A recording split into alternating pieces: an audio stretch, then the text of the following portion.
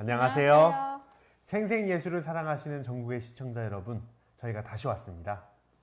네, 옹석 선생님, 요즘 뉴스 보기가 정말 무서운 것 같아요. 왜요?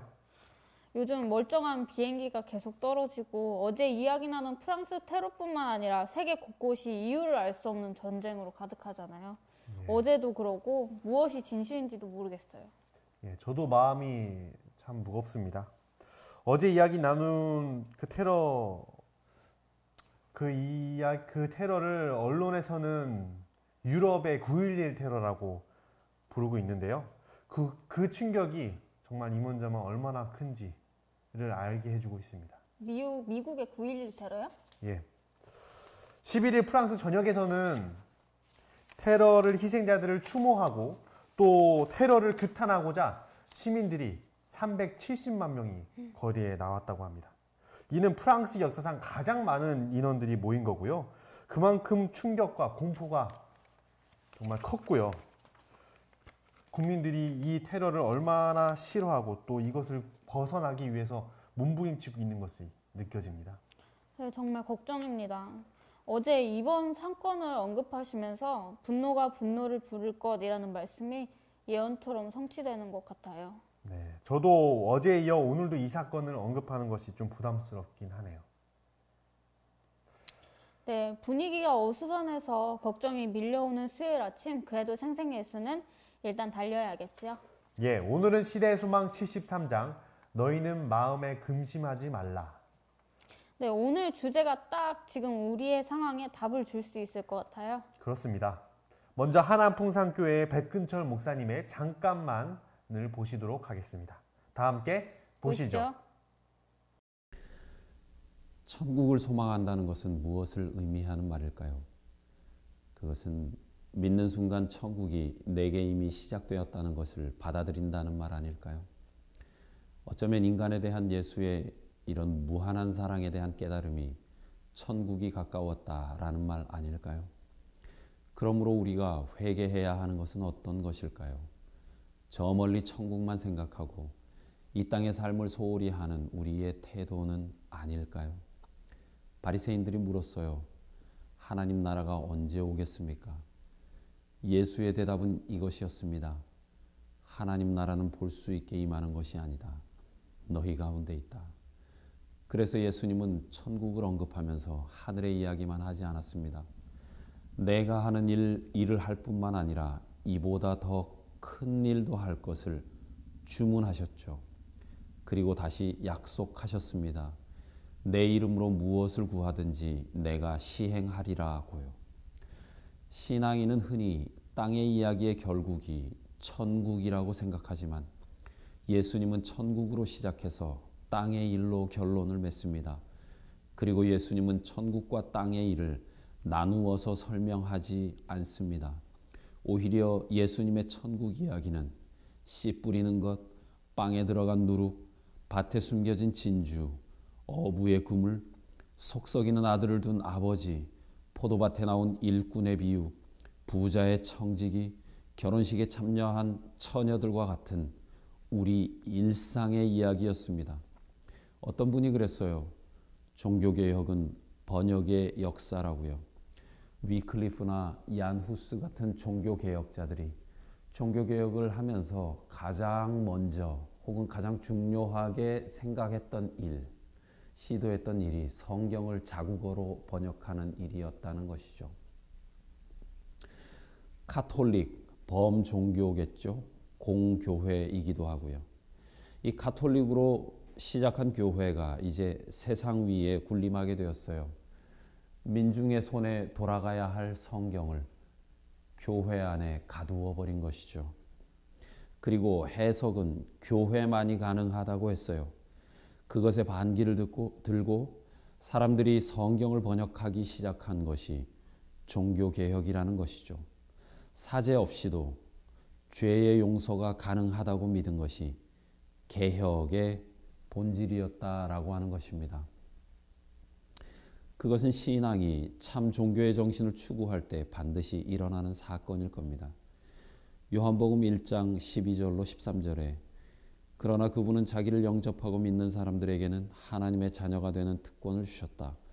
이 사람들이 하나님의 자녀가 된 것은 핏줄이나 육체적 욕망이나 사람의 뜻으로 된 것이 아니라 하나님의 뜻에 의해 된 것이다.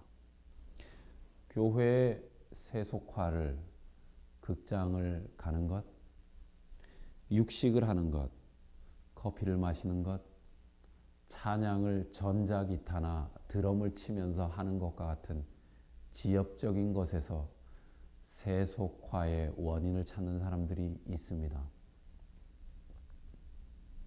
육신의 건강 혹은 육신의 순결함에 대한 관심이 나쁜 것은 아니겠죠.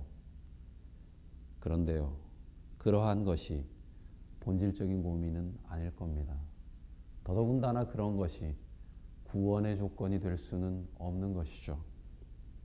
세속화의 진짜 문제는 하나님과 사람 사이에 거리를 내는 것이 아닐까요? 관념과 실제의 구분, 천국과 세상의 구분, 교회와 세상의 구분, 신학과 삶의 구분, 하나님의 형상으로 창조된 고귀한 사람을 유대인과 헬라인과 야만인으로 나누고 구원받을 자와 그렇지 못한 자로 일방적으로 나누는 것, 그것이 바로 세속화일 겁니다. 천국이 너희 가운데 있다는 말씀, 어쩌면 그 말씀도 이런 차원에서 바라보아야 하는 것 아닐까요? 네, 시선이 다시 번잡스러운 세계에서 예수님께로 옮겨지고 있어요. 백근철 목사님 정말 감사드립니다. 예, 저는 오늘 목사님의 말씀에서 우리의 관점으로 하늘의 관점을 계산하지 말라는 메시지를 받았습니다. 네, 저도 교회의 세속화를 육식, 커피, 드럼 같은 것에서 찾을 것이 아니라 하나님과 사람 사이의 거리를 내는 것이라는 말씀이 정말 가슴에 와닿았습니다. 네, 우리가 걱정하고 있는 이 현실이 실제로는 허상이라는 말씀이죠. 우리의 현실이 허상이고 진짜는 따로 있다는 말씀인가요? 예, 마치 예수님께서 나사로의 죽음을 보고 하나님의 영광을 위해서라고 말씀하셨던 것처럼 말이죠. 정말 어렵네요. 예, 먼저 곽상우 선생님의 예수 노트를 보시고 이야기를 계속 이어나가도록 하겠습니다. 네, 지금 우리의 근심과 고민에 대한 예수님의 처방이 있을 것 같은 생각이 듭니다. 다 함께 보시죠.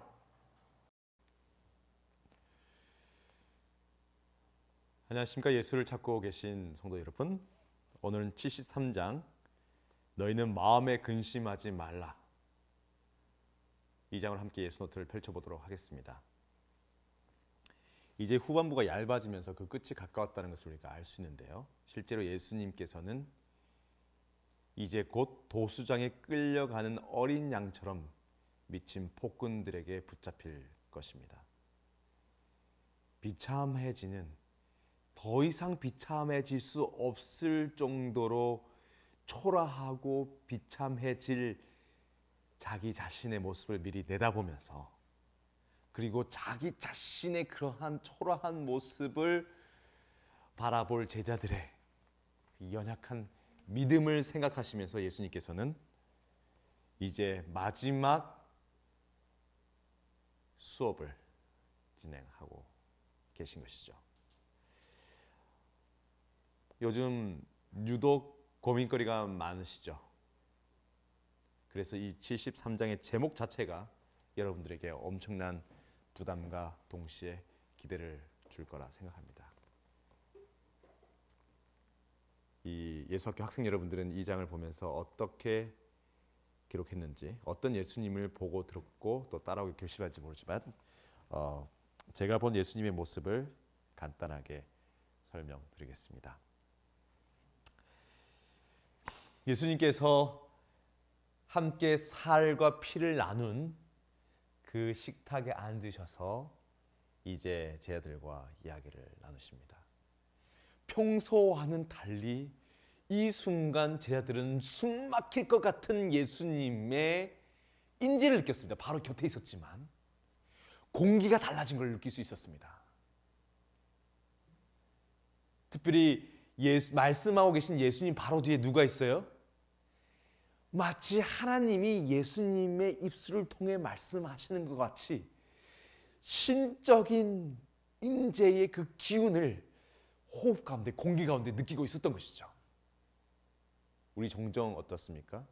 기도하는 가운데, 말씀을 보는 가운데, 그리고 견딜 수 없이 밀려드는 감동의 말씀을 듣는 가운데 압도당하는 경우가 있죠. 그 기운에. 마치 그것처럼 이 공기를 가득 메운 이 하나님의 임재를 느끼고 있었던 것입니다. 어찌 보면 그들은 예수님의 살과 피를 먹는 그 과정을 통해서 모든 관심과 집중을 예수님의 이 육체로 오신 하나님께 집중하는 가운데서 닫혀졌던 영적인 감각이 열리고 자연스럽게 그전까지 몰랐던, 있었지만 느끼지 못했던 하나님의 임재를 느꼈는지 모르겠습니다. 실제로 예수님은 나는 하나님과 늘 함께 있다고 말씀하셨고, 또 이런 기록을 했죠. 그리스도께서 지상에 머무신 매 시간마다 하나님의 사랑은 억제할 수 없는 물결처럼 그분으로부터 흘러나오고 있었다. 예수님을 통해서 그 힘이, 능력이, 권능이, 임재가, 사랑이 흘러나왔다는 것입니다. 파장처럼, 빛처럼, 샘물처럼. 네. 그래서 저는 이 예수님의 뒤에 이 시간과 공간을 넘어서서 이 예수님 뒤에 이렇게 버티고 서 계신 아버지 하나님을 이렇게 간단하게 그냥 묘사했습니다. 이 시간과 공간을 맞게 찍고 나오셔서. 그리고 제자들은 이 눈이 띄어진 겁니다. 눈이 반짝 띄고 있죠, 지금. 그리고 예수님께서 말씀하십니다. 그러시면서 예수님께서는 근심에 쌓인 자신의 죽음을 계속 말씀하시는, 자기를 보며 근심한 눈빛으로 쳐다보고 있는 제자들을 향해서 너희는 마음에 근심하지 말라. 아버지를 믿으니 또 나를 믿어라. 이 하늘에는 거할 곳이 많다. 그렇지 않으면 내가 너희를 부르지 않았을 것이다. 내가 가서 너희를 위하여 초소를 예비하고 초소가 대비되면 다시 와서 너희를 나 있는 곳에 있게 하겠다라는 약속을 해주십니다. 함께 있게 될 그 약속을 하시는 것입니다. 그러면서 무슨 약속을 또 해주셔요? 바로 성령 하나님에 대한 약속을 해주십니다. 우리가 읽으시면서 느끼시겠지만 이 73절은 이렇게 전개되고 있습니다. 예수님이 어떤 말씀을 해주세요? 내가 이제 떠날 것이다. 내가 없을 것이다. 부재할 것이다. 하지만 걱정하지 마라. 왜? 성령께서 오셔서 너희를 만날 것이다. 성령을 만나는 것이 왜 온다고요? 예수님이 부재하기 때문에. 무슨 얘기냐면 성령은 예수님을 만나게 해주는 것입니다. 그래서 그런 표현이 있죠. 그리스도께서 함께 계시지 않게 되자 비로소 제자들은 성령의 필요를 느끼게 되고 그때에 성령께서는 오실 것이다. 하나님을 보여주기 위해 오셨던 예수님. 하지만 우리 눈에는 예수님이 지금 보이지 않죠. 그렇지만 우리는 예수님을 보고 싶을까요? 제자들처럼 지금 보이고 싶으시죠. 그래서 우리는 예수 노트를 적고 있죠.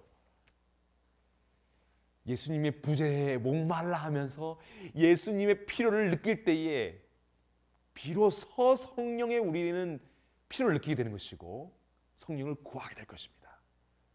성경이 딴 일이 아니라 뭘 하는 거예요? 예수님을 만나게 해주는 것입니다. 그러면서 예수님께서 한 게 뭐냐면 바로 이 포도나무 비유입니다. 나는 포도나무에 너희는 가지다. 그러면서 예수님께서 뭐 하는 거예요? 너는 나에게 접붙여라. 그게 내가 이 땅에 온 이유다.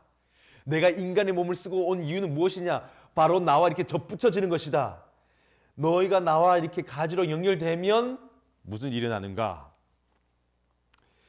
그리스도와 함께 일하는 것은 마음이다. 만일 우리가 동의한다면 그분은 우리의 마음과 정신을 당신의 것으로 간주하시고 우리의 사상과 목적을 당신의 목적과 일치하도록 섞어 놓으실 것이다.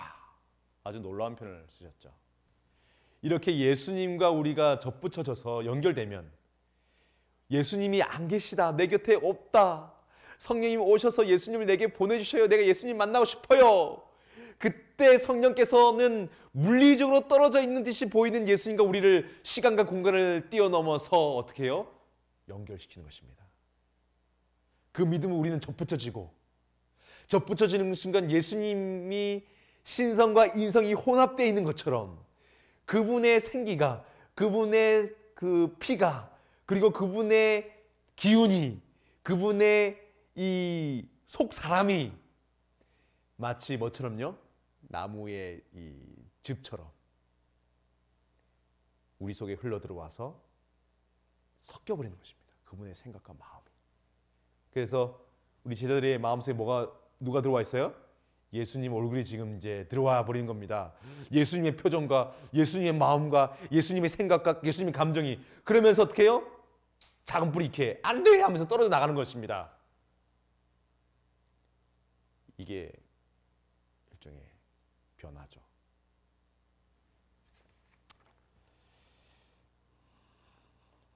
만일 우리가 동의한다면 그분은 우리의 마음과 정신을 당신의 것으로 간주하시고 자기 것이 되는 것입니다. 예수님 것이 되는 것입니다. 우리의 사상과 목적을 당신의 목적과 일치하도록 섞어 놓으면서 우리에게는 변화가 일어나는 것입니다. 그러면서 우리는 알게 되겠죠. 아, 걱정할 필요 없구나. 왜요? 예수님께서 우리와 함께 계시고 내 안에 계시고 내 속에 그리스도 계실 뿐만 아니라 나 자신이 그리스도가 되는 것입니다. 그래서 지극히 작은 자에게 곧 내게 하는 것이다라는 예수님의 그 말씀이 우리의 삶과 주의 속에서 점진적으로 이루어져 가는 것이죠.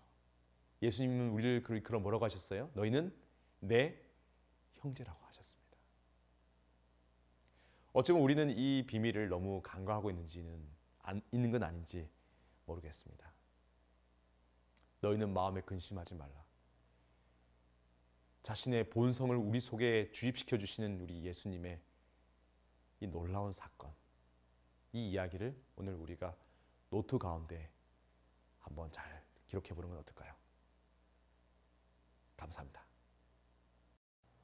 곽상우 선생님 정말 감사합니다. 예, 역시 포인트는 예수님이셨습니다. 마지막 만찬 자리에 앉아 제자들이 예수님과 연결되어 있는 모습이 정말 인상적이었습니다. 네, 이 상황은 우리가 보는 현실과 또 예수님께서 보시는 현실이 극명하게 대조적이고 있다는 것을 알려주는데요. 예수님이 보고 계신 현실은 죽음에 대한 공포가 아니었습니다. 제자들의 그 속사람, 그 영혼이 문제였던 거죠. 네, 그래서 예수님은 제자들의 관심을 자신의 고난이 아니라 포도나무 비유와 성령 이야기를 해주신 거네요. 네, 맞습니다. 우리는 지금 혈과 육의 싸움이 아닌 영의 싸움에, 영에 대한 싸움을 보고 있는 거죠. 네, 정말 눈에 보이는 게 아니네요. 네, 그 말이 맞기도 하면서 또 틀리기도 합니다. 왜냐하면 73장을 자세히 읽다 보시면 보이지 않게 임하는 하나님의 나라는 또 보이게 임한다는 것을 볼 수 있습니다. 네? 그건 또 무슨 소리예요? 영의 싸움이 눈으로 보인다고요? 예. 자, 다음 순서를 빨리 진행해 보도록 해볼까요? 아, 그렇죠. 네, 이번 시간은 장안교 대륙선교회 부설 선교사훈련 소장님이 진행해 주시는 선교는 지금 시간입니다. 오늘은 베트남, 미얀마 선교 등 인도 차이나 반도 개척 선교에 대해 소개해 주실 겁니다. 다 같이 보시죠. 안녕하세요. 선교는 지금의 장한규입니다. 반갑습니다. 이번 주는 개척 선교에 대한 이야기를 나누어 보면 좋을 것 같은데요. 새로운 선교지를 개척한다는 것이 굉장히 어려운 일이지만 반드시 필요한 일이기도 합니다. 선교지를 개척한다는 것이 기본적으로는 복음이 전해지지 않은 지역에 간다는 것을 의미하고요. 아니면 현지 교인들이 없기 때문에 전도할 사람이 없는 곳으로 가는 것이 되겠죠. 그럼 어떤 과정을 통해 이 선교지 개척이 이루어지는지 저와 함께 잠깐 살펴보겠는데요. 먼저 사도행전에 보면 선교지로 나아가는 것은 본인의 의지와 또 하나님의 부르심, 그리고 또 현지의 필요성이 조화를 이루어서 이루어진다는 것을 저희가 알 수 있습니다. 먼저 복음이 필요한 곳이라면 우리가 하루빨리 들어가야 되겠다라고 생각을 하기 쉬운데요. 사실 그 전에 먼저 행해져야 될 것은 바로 이 하나님의 부르심이 있는가를 면밀히 살펴야 하는 것이죠. 왜냐하면 하나님의 때와 계획은 다를 수도 있는 것입니다. 마치 바울이 더 아시아 쪽으로 이렇게 선교를 하고 싶었지만 유럽으로 하나님께서 이끄셨던 것처럼 하나님의 때와 방법은 다를 수 있기 때문에 우리가 먼저 생각하는 것이 아니라 하나님의 뜻을 먼저 물어보는 것이죠. 네, 그래서 하나님의 이 뜻을 확정하기 위해서는 사도시대처럼 지금 하나님께서 바로 우리에게 말씀을 해주시면 좋겠지만 지금은 다양한 검증이 필요합니다. 이것이 하나님께서 거기에 가라는 얘기인가 아닌가, 이것을 먼저 살펴보기 위해서는 우리는 이 성령의 조명을 통하신 성경 연구, 또 기도, 또 주위 환경과 교회의 영향력을 통하여 우리는 계속적으로 하나님의 뜻을 검증하는 단계를 거쳐서 확신을 키워나가야 하는 것이죠. 이렇게 하나님의 부르심에 대한 확신이 생긴다면 현지를 사랑하고자 하는 이 마음이 생겨야 하는 것이죠. 아마 현재의 필요성이라고 얘기할 수도 있겠는데요. 막 선교를 떠나는 이 선교사들이 질문을 많이 하는 것 중에 하나는 무엇이냐면 어떻게 선교를 준비하면 좋을까? 가기 전에, 선교를 떠나기 전에 어떻게 준비하면 좋을까라는 것을 많이 물어봅니다. 사실 이제 선교사로서 언어를 배우는 것이 무엇보다 중요하지만 때로 언어는 이 현지에서 배우는 것이 효과적입니다. 왜냐하면 이 준비하는 단계에서 잘 갖춰지지 않은 환경에서 공부를 하려고 애쓰다 보면 에너지가 많이 소모되기도 하거든요. 영어만큼 이게 공부할 수 있는 환경이 잘 돼 있지 않기 때문에 특수 언어는 가서 배우는 것이 더 효율적입니다. 이럴 때 우리가 우선적으로 공부해야 할 수 있는 것은, 준비할 수 있는 것은 현지에 대한 이해입니다. 이렇게 역사, 또 문화, 사회를 먼저 공부하는 것인데요. 이런 공부는 또 현지보다는 한국에서 더 잘 공부할 수가 있습니다. 우리가 한국어나 영어책을 가지고 공부할 수 있겠죠. 이렇게 현지에 대한 애정이 생겨야 가서 외롭고 쓸쓸한 적응 기간을 잘 견뎌낼 수가 있습니다. 그 기간 동안 내가 이곳을 이해하고 사랑하게 된다면 조금 더 있어야겠다라는 어떤 애정이 남아 있는 것이죠. 그렇습니다. 이렇게 하나님의 확신을 하고 현지에 대한 준비를 한 다음에 선교지, 개척지에 도착을 하면 당장 사역을 시작하는 것보다 적응 기간을 두는 것이 필요합니다. 이 적응 기간 동안 중요한 것은 이 친구를 사귀는 일이 되겠죠. 현지 친구들을 사귀는 것입니다. 그리고 이 현지 친구들이 생겼다는 것은 내가 이제 이 현지에 남아야 된다는 또 다른 당위성을 주는 것인데요. 그렇습니다. 이렇게 해서 이 선교지 개척이 차근차근 이루어지게 되는 것입니다. 지금 대륙선교회에서는 미얀마와 베트남에 새롭게 개척하기 위해 준비 중에 있습니다. 몇 번 소개해드린 것처럼 캄보디아 갈렙 선교센터의 미얀마 현지 청년들이 직업 교육을 병행하는 선교사 교육을 받기 위하여 미얀마에 있는 청년들이 캄보디아에 와 있는데요. 여기 사진을 보내왔습니다. 이 사진은 유기농 농법을 배우고 있는 사진인데요. 캄보디아에 와서 이 농법을 배워서 미얀마 가서 선교를 하는 데 있어서 활용을 하는 것이죠.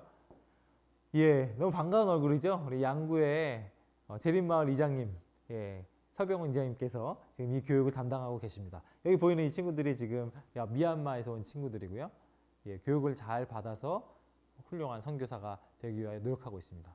이 교육과 더불어 지금 진행 중인 교육이 바로 이 차량 수리 기술을 배우고 있습니다. 아주 고급 기술이라고 하는데요. 이 기술을 가르쳐 주시는 선교사는 또 호주에서 오신 테디 선교사입니다. 이런 교육을 받고 또 선교사 교육을 함께 받으면서 현지에 가서 지내게 되는 것이죠. 이렇게 현지인들을 교육하는 것은 새롭게 개척되는 곳에 선행돼야 되는 일이기도 합니다.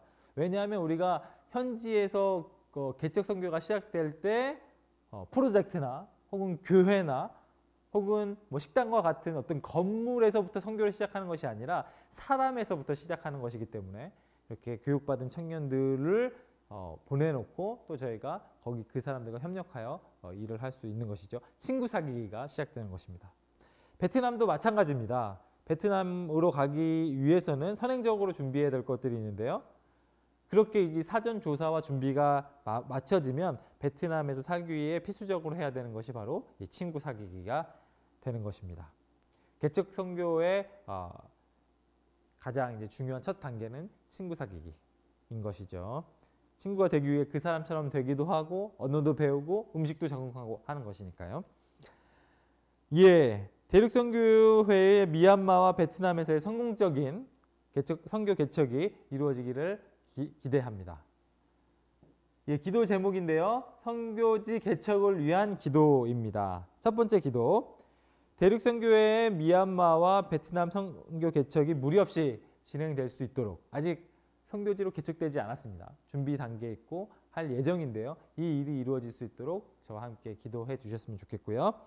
또 이 새로운 개척지를 향하는 많은 이 지원자들이 나올 수 있도록 기도 부탁드립니다. 하나님의 부르심과 성도의 필요를 잘 식별해서 우리 하나님의 백성들이 하나님의 부르심과 영혼들의 필요를 잘 식별해서 선교지를 개척해 나가는 일에 계속 끊임없이 전진할 수 있도록 저와 함께 기도하셨으면 좋겠습니다. 예, 이 기도 제목을 가지고 1분간 개인적으로 기도하는 시간 갖도록 하겠습니다.